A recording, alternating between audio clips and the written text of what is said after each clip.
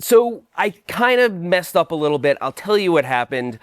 We need a lot of bikes to do these videos, and so sometimes we'll buy one, sometimes we'll borrow one from someone, and then oftentimes we'll just reach out to a marketing department and say, hey, I need that bike. Can you send me one for a video? Here's what I'm going to do with it. It might not all be positive, but it's going to get in front of a lot of eyes. If that sounds good to you, then mail it right here, and then when I'm done, you can send me an RMA. An RMA is like a shipping label. Send it back to them. And increasingly, I ask for RMAs because I just don't have space for all these bikes. I can't keep every bike around rotting. It costs money to store them. And so the Moonlander came out. The Moonlander is an insane bike. It's the fattest fat bike ever made. It's a midtail. It has a pinion gearbox. It's insane. I wanted to borrow it. So we reached out to Surly, and they said, no problem, give us an address. And so they sent me the Moonlander. And then a year and a half went by, and they had to actually ask for their bike back. So I'll tell you what happened. And before we get into it, I don't want people to have to ask me for their bike back. That's like an uncomfortable email to send, and I'm putting somebody in a difficult position. That's not how I want to treat my colleagues in the industry. Here's what led up to that. So I borrowed the Moonlander, and then I featured it in a video where Alexander and I actually rode it on the worst trails we could possibly find. We went out to Turkey Pen where everything was Helene damaged, and even in the best of cases, that place is for a certain kind of rider. It's backcountry mountain biking. You have to pedal. There are creek crossings. The signage is terrible. It's a dream for people like me who love that stuff, but it's an absolute nightmare for other people who've come here to shred and go downhill. And so if you look at a lot of those trails on Trail Forks, they have absolutely terrible ratings. People from out of town come here and they just get themselves into a death march into nowhere, and they're completely covered in water. That's a dream, and that's exactly what the Moonlander is amazing for. It's great for places where there's barely even a trail. And so I did that video, and a few things happened. First of all, I did way better than Alexander did. And I was on the Moonlander. He was on like a proper trail bike. Right, and we were on mountain bike trails. They were heinous. There was debris everywhere. I was just pedaling right through it, and the bike was just chewing it up and spitting it out. And I wasn't really getting that tired out, and I was having just a great time. It was nonstop laughter. We were just laughing about the kinds of things this bike would make it through. And so after that video, it became kind of a character on the channel, and people made lots of comments about it. So that's what led up to me taking it rock crawling. See, the bike came with these equal gears on the front and rear, and then of course there's the gearbox that allows you to switch into a different gear. I just took it to the extreme and put that huge beagle gear. It's a 72 tooth rear cog that we had created. I put that on the Moonlander. So now it's like a rock crawler, more like a tractor. The amount of times you would have to spin the cranks to make it go just a little bit was so much that I actually never used the lowest gear. I didn't actually use the 3 lowest gears after a while because it was just too low. It was impractical. And so, as I was saying, I took it rock crawling, and I was just pedaling up ridiculous things that if you tried to on a normal mountain bike, the rear wheel would skid out, or you would just get hung up because you don't have enough torque. You would normally need momentum to do these things, but on the Moonlander, I was able to just pedal right through it. And people really love that too. That video is doing quite well. Now, since then, I've actually changed out the rear gear to one that's a little bit more reasonable, although it's still ridiculous and the gearing is super low.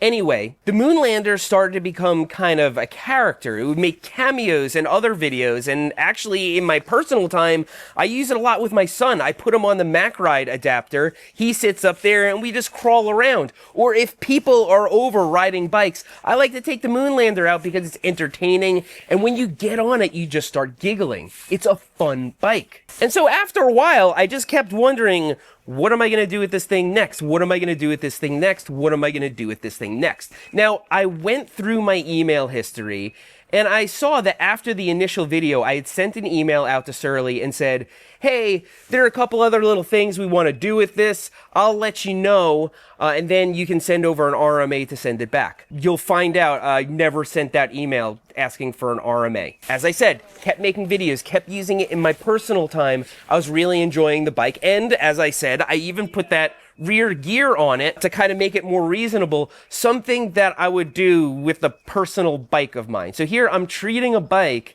that's not really mine kind of like my bike. And it is super useful for me as a YouTube creator because I kind of need one of every bike to do my job. And so if I'm gonna have a fat bike, I want the most ridiculous one there is. And so we used it in that pea gravel test video. And as you know, it performed quite well. Some of the things that make it so unique and useful to me is that it has that pinion gearbox, and so I can actually switch gears really easily, but I don't have anything that I can damage on the back or even just submerge in water and have to maintain. This thing is super neglect tolerant. I can just ride it through tons of brush and not worry about anything getting tangled in the derailleur. I can just take it through deep creeks and just completely submerge it, and that thing is sealed more or less. It's sealed enough. And all you have to do to maintain it, even if you're using it heavily, is just change the oil in it once a year like you would in like the crankcase of your lawnmower. Of course, it has the fattest tires ever put on a production mountain bike, and so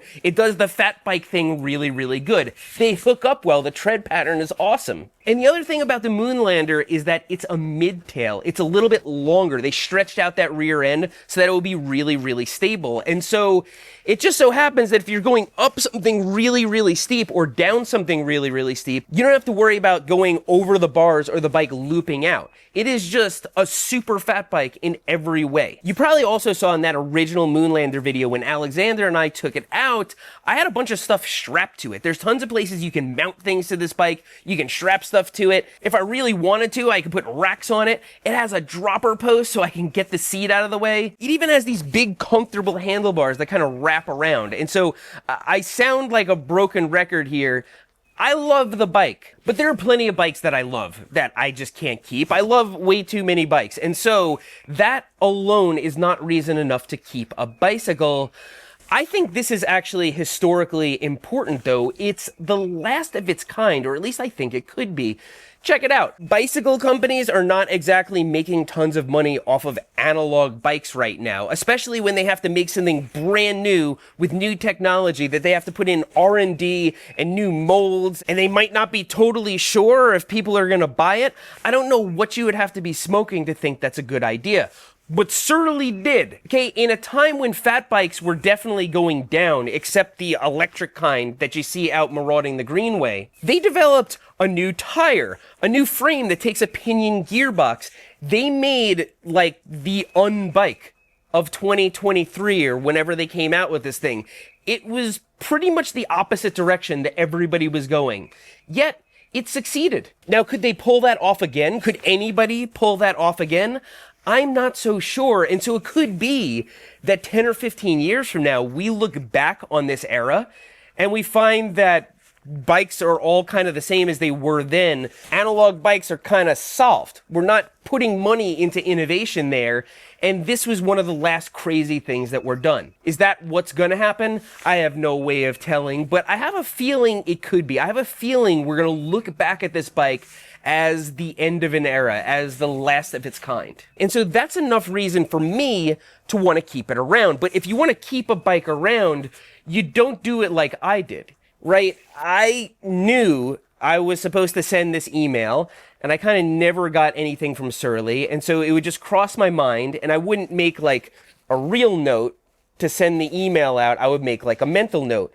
And then maybe like deeply subconsciously, I was just hoping that like they would forget about it. And that's not really ethical. That's not really a good way to think about things. But again, that was what I was subconsciously thinking, not what I was actually thinking. So just to give you a frame of reference about how things used to be, during like the bike boom, during the pandemic, you could not force companies to take a bike back from you. They would send you a bike, and then a few months later, you'd be done shooting with it, and you'd send them an email, say, hey, I need this thing out of here. Can I send you an RMA? You get no response. And then you're like, hold on, what is this bike still doing here? You would send out another email, and then you would get an email, hey, I'm the new marketing manager, so-and-so switched to a different company. Tell me what happened. Let's pick up where we left off. And they wouldn't even like know what to do. And half the time you would just go back and forth and never get an RMA. And so it's understandable that after a while, some people just stopped asking for them. It's really ridiculous. And it's revealing too. It was too much work for these companies to take a bicycle back to even be bothered with it. And it was honestly on my end, a pretty big administrative burden to deal with. You'd have to keep following up and keep following up. At a certain point, you're like, maybe I should just pay for the shipping label and print one out, box it up, and send it somewhere so that I don't have to deal with this thing just being in my workshop, taking up space. Now, to many of you, that seems horrifying, but also think about the business that you're in, right? Like if you work at a grocery store, you know they throw expired food away. It's horrifying to the rest of us, but you get used to it after you see it for a while. That's kind of where we were at during the pandemic, but now that I look back on it, it's horrifying. So anyway, I'm very aware that things are not like that anymore, and anybody who's working in a marketing department is being told by the higher-ups, hey, keep track of inventory, let's not be loose with this, make sure we get our stuff back, we have policies. And so it's a difficult position for somebody to be in when they have a good relationship with, let's say, a creator, to send an email and be like, hey, so is that bike all boxed up and ready to go that we sent you like almost 2 years ago? And I got that email and my heart sunk because I realized I didn't do my job correctly. Not a position I want to put anybody in. And I was a little bit saddened because I'm like, crap, I gotta send the Moonlander back. I don't want to send it back. And I have to spend like an hour or so like putting all the old stuff back on it and putting it back to factory, so to speak, so I can send it back to them. Also feel a little bit bad that I damaged the rear rim, although I did bend it back perfectly. And so I didn't respond to the email right away. I thought about it for a minute because maybe I should just buy this thing. I mean, why not? I like it enough. I buy bikes. If they made me send it back to them, like they needed this bike back because it has some kind of inventory tag on it, I would probably just start cruising Facebook Marketplace for Moonlanders, or maybe even just purchase a brand new one. So I sent an email back and I said, hey, would you sell it to me? And he said, let me check with the demo team and I'll get right back to you. And a day later he said, yeah, sure, we can sell it to you. We'd be happy to. Here's the price. And I said, okay, let me know how to do that. That's something I've never done before. And I'm really glad to have bought this bike fair and square. I think there are probably some of you out there that think these companies have like unlimited resources and that if they lent a bike to somebody and they got good results, like good press on it, they should just automatically give them the bike.